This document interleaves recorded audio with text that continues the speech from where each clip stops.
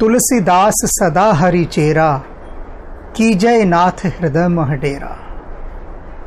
हनुमान जी से प्रार्थना करते हुए तुलसीदास जी कह रहे हैं कि हे नाथ, आप मेरे हृदय में ही अपना वास करें, डेरा लगाएं। तुलसीदास सदा हरि चेरा, और जो तुलसीदास है वो हरि का, प्रभु का, भगवान का सदा दास है। चेरा है माने सेवक है, उनकी सेवा करने वाला है। चेरा शब्द अनुचर से बना है, अनुचर कहते हैं सेवक को। अब अक्सर एक जिज्ञासा होती है अनेक व्यक्तियों को कि भक्त अपने को दास क्यों कह रहे हैं भगवान का।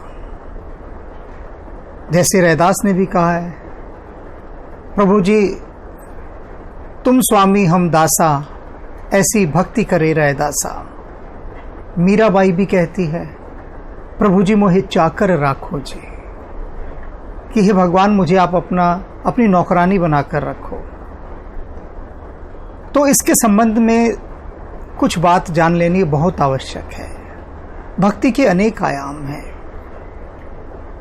कुछ भक्त अपने आराध्य को, अपने ईश्वर को अपने स्वामी के रूप में देखते हैं और स्वयं को दास, सेवक के रूप में। और एक बहुत ज़्यादा डिस्टेंस है दोनों के बीच में, दूरी है, और वो दूरी उनकी विनम्रता की है, उनकी दीनता की है।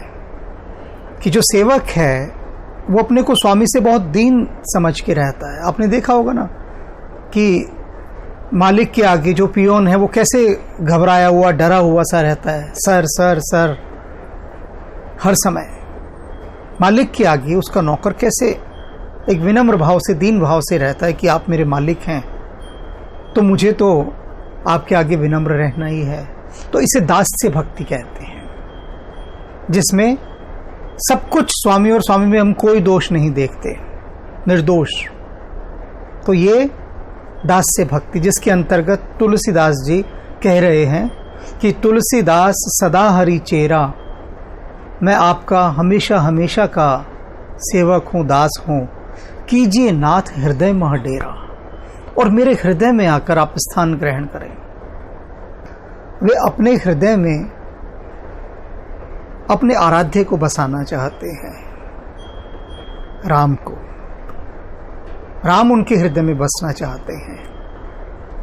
अब बड़ी महत्वपूर्ण बात यहाँ पर कि हम किसे अपने हृदय में बसाना चाहते हैं। पहली बात तो ये,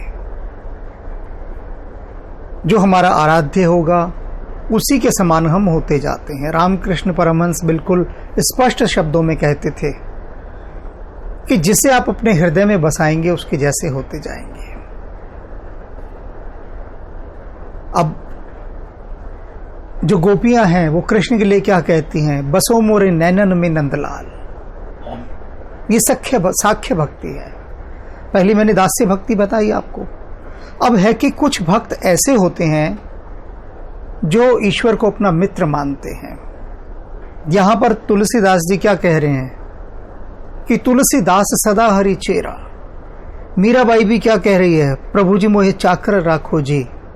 और गोपियां क्या कहती हैं कि अच्छा हम कृष्ण की नौकरानियां बनेंगे, हम कृष्ण से अपना काम करवाएंगे, हम उसको अपना नौकर बनाएंगे।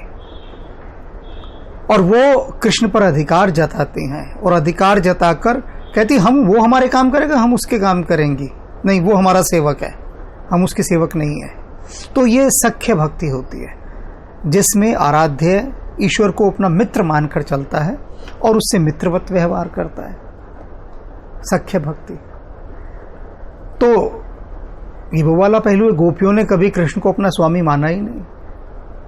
वो तो कहती हम तो उसकी सखियां हैं। मीरा सखी का भाव नहीं रखती हैं। मीरा उनके साथ जो भाव रखती हैं वो वही है जो तुलसीदास वाला है, अपने स्वामी का, अपने ईश्वर का। तो इस बात को बहुत गहराई से यहाँ स्पष्ट किया गया है कि आप किसके लिए कहते हैं कीजिए नाथ हृदय मह डेरा, किसे आप अपने हृदय में बसाना चाहते हैं। अगर आपका आराध्य, जिसको आप मानते हैं, आपका जो हीरो होता है, कई बार व्यक्ति ऐसे व्यक्तियों को अपना हीरो बना देते हैं कि जो गुनाहों के देवता होते हैं, तो अब गुनाहों के देवताओं को अपना हीरो बनाएंगे तो उनके जैसे ही तो होते जाएंगे ना। कल्याण, परोपकार, मंगल मूर्ति जो हैं, ऐसे देवताओं को आप अपने हृदय में स्थान देंगे तो आप भी मंगलमय और कल्याणमय दृष्टि रखेंगे।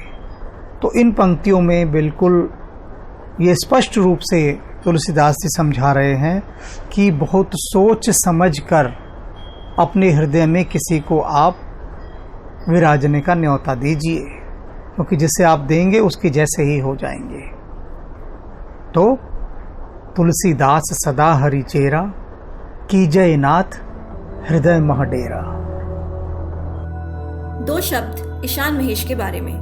ईशान जी हिंदी साहित्यकार हैं। इन्होंने भगवान राम और कृष्ण को आधार बनाकर आध्यात्मिक उपन्यास लिखे हैं और लिखते ही जा रहे हैं। इसके साथ साथ ये ध्यान योगी भी हैं, यानी मास्टर ऑफ मेडिटेशन। हिमालय के अनेक रहस्यमयी महायोगियों और सन्यासियों की शीतल छाया में इन्होंने ध्यान योग को प्रसाद रूप में पाया है और अपनी विभिन्न कार्यशालाओं तथा आध्यात्मिक उपन्यासों के माध्यम में से उस प्रसाद को जनमानस में बांट रहे हैं।